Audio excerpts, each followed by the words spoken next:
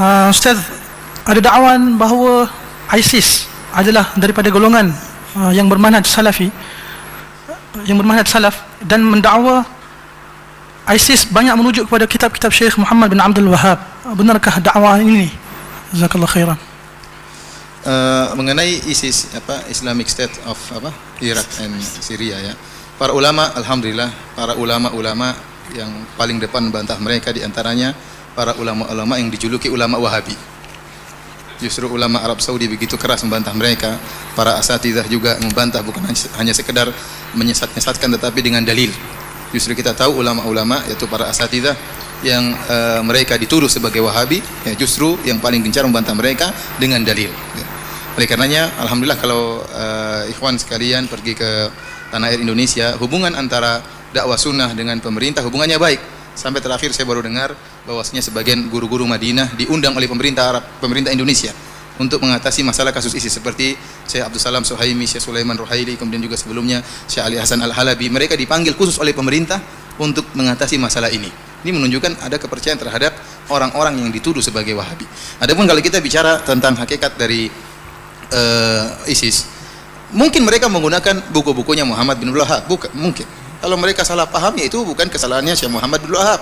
Sebagaimana orang juga menggunakan Al-Quran dan Sunnah bisa keliru. Yang salah bukan Allah dan Rasulnya, tetapi yang salah yang memahami Al-Quran dan Sunnah. Dan Syekh Muhammad bin Abdul Wahhab tidak pernah mengajarkan apa yang mereka lakukan. Bahkan Syekh Muhammad bin Abdul Wahhab termasuk para ulama yang paling keras membantah pemikiran Khawarij. Kesalahan ISIS kita tinjau dari 3 perkara. Perkara pertama mengenai pembentukan daulah, pembentukan kerajaan. Apakah pembentukan kerajaan yang mereka lakukan adalah pembentukan yang sah? Kita tahu pemimpin mereka itu Abu Bakar Al-Baghdadi, dia pernah berkhutbah, dia mengatakan, ini qad wullitu wa lastu bi khairikum, aku telah diangkat menjadi khalifah dan aku bukan yang terbaik di antara mereka. Ini ucapan indah yang pernah diucapkan oleh Abu Bakar As-Siddiq, bukan Abu Bakar Al-Baghdadi. Aku telah diangkat. Yang mengangkat Abu Bakar siapa? As-Siddiq. Yang mengangkat adalah para sahabat, kaum Ansar dan kaum Muhajirin. Ada musyawarah di antara mereka setelah sebelumnya mereka ada berselisih.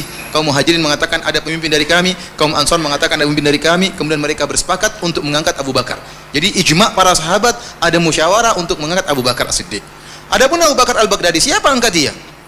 Apakah ada 2.000 orang kumpul-kumpul kemudian menjadikan satu khalifah, kemudian tegaklah negara Islam dunia? Apakah cara mendirikan khalifah seperti itu? Tidak ada pendirian khalifah tanpa musyawarah. Ya, kalau kita, apalagi ISIS sekarang bukan cuma khilafah di Irak dan Syam, tapi khilafah dunia. Dia telah memproklamirkan dirinya sebagai apa? Khilafah Islamiyah, sehingga menyeru orang-orang semua berbaiat. Bahkan sebagian orang-orang Indonesia berbaiat. Mereka di Indonesia, mereka berbaiat kepada Abu Bakar Al-Baghdadi, sehingga jadilah mereka khilafah dunia. Sekarang kita bilang kaum muslimin di dunia ini jumlahnya miliaran. Apakah cuma diwakili oleh 1.000 orang, 2.000 orang, 3.000 orang? Ya. Apakah cara pemilihan khilafah seperti itu? Tidak pernah Islam mengajarkan dengan cara demikian. Yang kedua, kalau pemilihan khilafah caranya seperti yang dilakukan oleh ISIS, sudah ada khalifah-khalifah sebelum dia. Di tanah air Indonesia sudah ada khalifah-khalifah bayangan, ya, sebelum dia. Ya, kita bilang kalau begitu harusnya kamu terlambat, harusnya kau beriman kepada Khalifah Al-Andunisi harusnya. Ya, dia bilang, oh tidak mau, saya tidak mau khalifah orang Melayu, maunya orang Arab. Ya, saya bilang, ya kalau begitu masing-masing kepada diri hawa nafsu. Menurut kamu sah, menurut kamu mereka tidak sah. Menurut mereka kamu tidak sah. Ya, terus yang sah yang mana? Padahal dalam aturan khalifah, kata Nabi SAW, wa in ja'a akhar fadribu unuqahu. Kalau ada khalifah yang kedua datang, maka sembelih khalifah yang kedua. Saya bilang kalau begitu ISIS harusnya disembelih oleh khalifah yang pertama, dan khalifah yang pertama masih ada di tanah air Indonesia. Saya tidak tahu di Malaysia ada khalifah juga atau tidak. Ya, tapi mungkin ada. Jadi intinya pembentukan khalifah. Kalau ternyata pembentukan khalifah ditinjau dari jumlah, maka saya katakan para pejuang yang ada di Suriah lebih utama untuk membuat khalifah daripada mereka. Kenapa yang lebih duluan berjuang adalah para pemuda-pemuda yang ada di Suriah. Mereka lebih dahulu berjuang dan jumlah mereka lebih banyak. Mereka lebih utama untuk buat khalifah daripada Abu Bakar Al-Baghdadi. Namun mereka tidak mendirikan, karena mereka tahu tidak begitu cara mendirikan khalifah. Oleh karenanya mendirikan khalifah bukan hanya kemudian kita kumpul-kumpul, sekarang kita kumpul berapa orang, kita angkat Ustadz Husani sebagai khalifah. Yang tidak bayat sama dia kafir. Repot kan seperti itu. Apakah cara khalifah? Akhirnya akan muncul berbagai macam khalifah. Jadi yang pertama dari sisi pendirian khalifah, dia tidak benar cara pendiriannya. Tidak ada pendirian khalifah tanpa musyawarah. Dia tidak mewakili miliaran muslim di dunia ini. Yang kedua, pada diri mereka ada ciri-ciri khawarij. Saya mungkin tidak berani mengatakan mereka khawarij, tapi banyak ulama yang mengatakan mereka khawarij. Namun saya berani mengatakan dalam diri mereka ada sifat-sifat khawarij. Di antaranya Rasulullah SAW menyebut tentang sifat-sifat Khawarij. Rasulullah mengatakan hudatsaul asnan. Mereka itu anak-anak muda. Dan itu benar. Orang ISIS rata-rata anak-anak muda. Khalifahnya pun muda. Orang tuanya hampir tak ada. Rata-rata anak muda. Sebagaimana orang-orang Khawarij.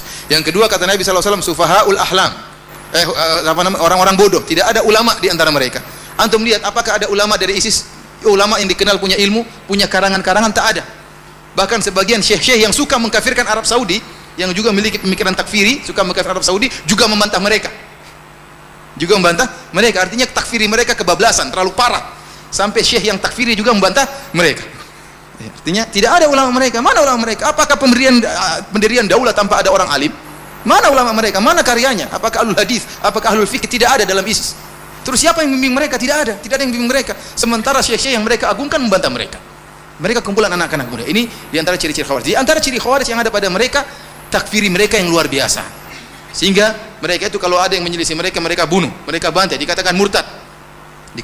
Yang kita lihat bagaimana mereka begitu bangganya mengupload tatkala mereka membunuh orang-orang kaum muslimin. Yang dibunuh berjenggot seperti mereka.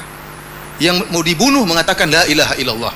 Yang mau dibunuh mengatakan Allahu Akbar. Yang membunuh bertakbir, yang dibunuh juga bertakbir. Dan mereka membunuh dengan sadis, ya. Bukan dengan pedang yang tajam, tapi dengan pisau yang mereka geret-geret seakan-akan tidak tajam. Dan mereka bangga akan hal itu. Bahkan di antara mereka yang dibunuh adalah para ulama, para dai.